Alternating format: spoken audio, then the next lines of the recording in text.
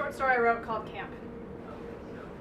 When we first arrived at the assembly center, we stood quietly in line and did not complain. We did not ask the guards, who carried the biggest guns we had ever seen. We held our youngest daughter's hands and kept our tags facing out so our identification numbers were visible. Even when we realized we had been brought not to the barracks we had been promised, but to converted stables that still reeked of horse, we did not ask if there were any place else we could sleep. A prize racer used to be stabled here, the guards told us proudly. See that dent in the wall? He kicked it, right there. The first night, we were colder than we had been in years.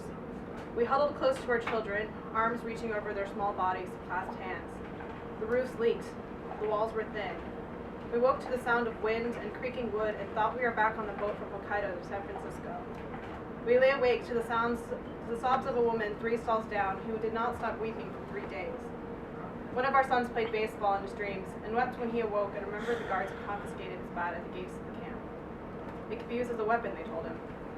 He did as we had taught him and did not argue, even though he feared losing his place on the school's team.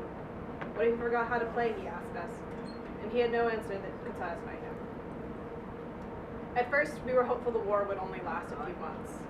We did our best to stay cheerful. We talked about our plans once we returned home. I'm going to cook you the best meal of your life. I'm going to send for our parents to come live with us. We made friends with the other families in our barracks and ate with them in the mess hall while our elbows bumped and we muttered embarrassed apologies to each other. Our children played games in the dirt. We agreed that we would stay in touch once we left, and when we grew homesick, we said gaman, just like our mothers always said to us. Carry on. We reminded our children of this when they said the food was too bland or too salty or not enough. We reminded each other when we wanted to snap back at our children for laughing too loud. Don't they realize we're in prison? And when we wanted to ask the guards how much longer we had to stay. The war would not last long. The American army was powerful. They had ships and planes and thousands of soldiers, and once they won, we could return to our lives. In the camps, we did not think of our sisters in Japan who had sons old enough to be soldiers, or the young men we had left behind who might now be generals. We did not think about our children, our cousins who lived in Hiroshima and Nagasaki and Tokyo. We did not think about our childhood rooms and the doll in the stork-patterned kimono given on Hinan Matsuri. And when we heard the news of battles and bombings brought to us in letters and newspapers, we did not dare to weep for what we had lost. In the camps, they asked us to renounce our Japanese citizenship. They asked us to denounce the emperor, to swear loyalty to the United States. They asked our sons to serve in their army. Some of our new friends were not American citizens and worried what would happen to them if they said yes. Would they ever be allowed to go home again? We worried what would happen to our sons if they joined the army. All of us worried where they would take us if we said no. We had heard rumors of the prison camps where some of the men had been taken. They are forced to run every morning, some said. They are interrogated every afternoon. It's even dirtier there than it is here. They're only fed once a day. Better to do as the Americans ask. Better not to give them more reason to hate us. We agreed and felt nothing but relief, but others agreed and were sick with guilt for days. The Sushidas refused and were sent north to Tula Lake, where they kept those of us deemed most dangerous. And the Funayamas refused and asked to return to Japan, where at least they could live as they liked. I never liked America much anyway, said Chio, and she smiled as she went to pack her things. Our eldest daughter was furious and resentful. She refused to salute the flag or say the Pledge of Allegiance. Her friends smuggled alcohol and knitting needles into the camps. They argued when the army searched our barracks. We're told there's contraband here, the soldier said, even though they found only old photographs and an old skein of yarn. But even we protested when they took away our scissors, our children's toy wooden swords, our radio. One of them took Chio's wedding ring from the toe of her shoe. Another found the envelope of money Noboru Aoki was saving for the return home and put it in his uniform pocket. And when Noboru asked where it had gone, the guard pretended not to hear. And when we gathered around to ask them why they were searching our homes, they drew their guns to keep us away. Once, we would have been afraid of them. But in the camps, we were brave, and we threw fists and chairs and rocks until they drove in with their machine guns and did not leave for 3 days. After that, they sent us all to new camps far away from any city. The Hamanakas were sent to Arkansas, which we could not find on a map. The Kaidos were sent to the deserts of California. We were sent to the mountains of Wyoming, where the closest town was 20 miles away. Kazumi Ieri was separated from her husband, who was sent to North Dakota, and when they asked how long they'd be apart, the soldiers just said, as long as the war lasts. We rode for hours in crowded trains and boiling hot buses. We arrived to find hastily built barracks, where we would live with all our children pressed in around us, our 3 sons on one side of a hastily hung blanket curtains, and our 3 daughters on the other. We were fingerprinted, inspected for diseases. We had to share latrines and showers with everyone in the camp. We had not lived outside the city since we arrived in America. We had never seen such vast expanses of land. It seems to go on forever, our youngest son said when we arrived, gazing out at the horizon. At night, we snuck out to look up at the stars for as long as we dared before running back inside. And even though the sky was huge and dark and the land was strange to us, we felt at home for the first time in 20 years because everywhere we looked, we saw Japanese faces and heard Japanese voices. We did our best to carry on. We attended church services. We worked in the kitchen and the camouflage factory. Our children attended school. We grew a small garden in the harsh, cold dirt. Our eldest daughter helped organize dances on Fridays. Our sons competed to have the best math grades. Our daughters taught each other to sew and mended their brothers' shirts with reused thread. We gossiped with our neighbors. We exchanged news about the war. We wrote letters to our family. The roof no longer leaks. The cooks here can't make rice. Our beds are comfortable if we put our coats underneath us. Choko's husband wrote her a letter from his detention camp pledging his everlasting love. I think of you every day. Hideo's sister sent letters from Manzanar complaining about the dust. The children have sand in their hair. Mikiko's husband's cousin sent them news from Hawaii where the whole mess had started. We are safe, only the military is in charge of the islands now. Nako-san's husband was arrested last week, but they are releasing him tomorrow. We hope you are well. Please only write back in English. It was in the camps that we learned how spoiled we had become. Kumiko hated the straw mattresses she once would have slept on without complaint. Ayami hadn't done her own laundry since her children were born. Suzuka and her husband had only worn the most fashionable of clothes, hand-me-downs from her wealthy and frivolous employer. We resented the thin walls of the barracks and the noise of the other families. We disdained the bread they gave us and asked if they could make rice instead. In the summer, we carried wet towels with us everywhere to lay on our foreheads to help stave off the heat. In winter, we wore 4 layers of clothes and only went outside if we had to. We had to learn how to make the most out of very little. We built cribs out of troughs and party dresses out of blankets. Our daughters unraveled old sweaters to knit into hats and gloves. Our sons coaxed our meager gardens into bloom so we might grow small vegetables. And as the heavy snows melted and gave way to spring, we no longer awoke expecting to be home in bed, with Heart Mountain only a distant dream. After the first year, we grew defiant. We spoke Japanese for the first time in months. We played old Japanese games and performed in kabuki shows on Saturdays. We taught our youngest children how to write in our language in neat brushstrokes we traced in the dirt. We told them Japanese fairy tales even when we forgot the details. What kind of bird did Momotaro befriend? Was it a stork? Our younger children begged us to do as they asked, to try to be American. But we weren't Americans, and we never would be. We stopped going to church and prayed to the Shinto gods instead. When the days grew warm again, we celebrated Obon in the center of camp. We put on our most colorful kimonos and sang the old traditional songs. We left offerings for the dead. We played music and danced, and for a night we were not ashamed to be Japanese. At first our children stayed quiet and still. Our older children were dutiful. They helped us with their younger siblings. They translated the news for us. When they finished school, they applied for jobs in the camp.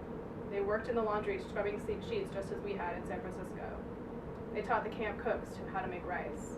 They are dutiful, and we praise ourselves for having raised our children well. Our younger children were unhappy. They complained about the heat. They complained about the food. They missed their friends. We had no gifts to give them for Christmas, and no cookies to leave out for Santa. We made them toys to replace the ones we had left behind. And when we could, we saved them an extra piece of dessert at dinner. They told us after the first year that if our children were good, they could apply to leave the camps. They could go to cities in Illinois or Indiana or Missouri. They could get jobs and send us money back. When our daughter was approved, she fretted and worried about leaving us alone until we told her to go. And when she left, we dried our tears before our other children could see, because we knew it was better she was outside where there was no curfew, no soldiers, no searchers. Our sons grew restless faster than our daughters. They argued with the guards even when we begged them not to. They refused to follow orders. If you don't fight back, they'll keep us here forever, they told us. They organized softball games on the weekends and built furniture from pieces of fallen wood. Our eldest son had been a champion runner at his high school and competed against his best friend every meet. He rose at dawn every morning and ran through the wide, dusty lanes of the camp. Some of the girls sat out to watch him, giggling behind their hands when he passed. He smiled at them and preened under the attention while we marked off the days until he turned 18, and the Americans could ask him to go to war for them. When our son became a soldier, he wrote us letters in his neat, school-learned cursive. Dear Mom and Dad, I am well. I am the best shot in my unit. It is so hot down here, I think I could die. He learned to shoot rifles and to slit a man's throat. He learned to fire without blinking, without remorse. We sat awake at night and prayed he would not be sent to the Pacific. Let him go to Europe where we had no family, where there was no chance he could kill a nephew or a cousin. In the army, he fought only with other Japanese boys. They don't want us to fight with whites, he told us in his last letter before he was sent to Italy. They weren't allowed to command their own units. Still, they fought. They marched through frigid French winters and humid Italian summers. They braved the machine guns and the tanks of Hitler and Mussolini and rescued French widows from bullet-ridden homes. They received medals and honors and came home to no praise. They came home injured and shell-shocked and had nightmares until the day they died. They came home with the same smile on their face as when they left, but when they heard the fireworks on the 4th of July, they started crying and could not stop. They died in the fields with a bullet to the head. They died in wartime hospitals calling out for our comfort. They died taking bullets for their friends, and they died protecting strangers they had never met. They died 1,000 miles away from home, and no amount of medals or letters can make up for them being gone. We had been in the camp for 3 years when the bombs fell on Japan. At first we thought they were just stories. More than 100,000 killed in just one city. Impossible. Then the news began to come in. It's called an atomic bomb. It vaporized you in an instant. We saw the photos of celebrations in New York, soldiers kissing nurses and toasting the end of the Japs with wide, dagger-like smiles. We saw the photos of the mushroom cloud issuing from the valley where Nagasaki lay. The families from Hiroshima went silent for weeks. Others forgot to hold their tongues and declared bitterly that they would leave America and never come back. We wept and held hands and prayed that our family and friends had been visiting Kyoto that day, that they had been far, far away and no harm had come to them. And even when the war was over, we were not allowed to leave. We began to fear that the politicians would get their way and the camps would become our permanent homes. We'd be like the Indians on their reservations, small islands of Japanese across the barren American countryside. We would grow old and die behind barbed wire fences and be buried in mass graves where no one would remember our names. And even if we left, what would we have to come home to? Our homes had been taken. Our sons still fought in Europe. Our daughter lived far away in Chicago. Our younger children had been out of school for 3 years. We were not welcome in California. What hope did we have of finding home in New York or Missouri or Virginia? When the camps finally closed, we left as quietly as we had arrived. The first to leave were lucky enough to receive $25 to start anew. We received only water and a cheese sandwich, the cheese growing soft from heat. We left in spring when the gardens we had planted were in full bloom, and we were almost sad to leave them behind. Chiyu had not seen her husband since the war began and was stunned to see he had become an old man. Her hair was so white. The Yamashitas left to join their daughter in Ohio, where she had found work with a local seamstress. The Nagasus left holding the flag they received when their youngest son died at Bifontaine, still folded into a perfect triangle. The Funayamas left to take a boat to Japan, and we never saw them again. We left for Chicago, where our daughter had gone, and hoped we would find a home to make our own. We left without sorrow, and with anger, and with fear for the future. And when we finally passed through those hated gates, we spat in the dirt before them, and swore that never again would we go so quiet.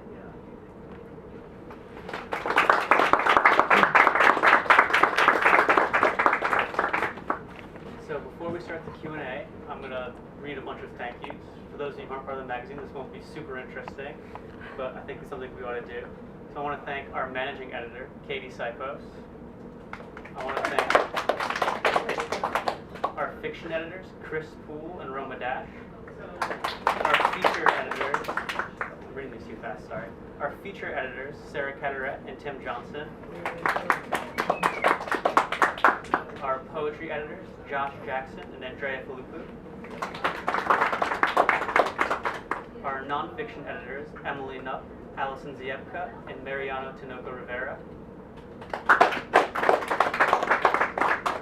Our copy editors, Katie Sipos and Shelby Nathanson.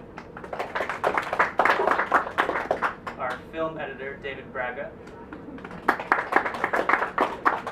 Our filmographer, Eric Rich. We'd also like to thank our faculty advisor, Maria Condura, and our new partners, Emerson's Department of Diversity and Inclusion, Robert Emilio and Elaine Fiore. And so I guess we're going to start the Q&A now. Can I have the readers come back up?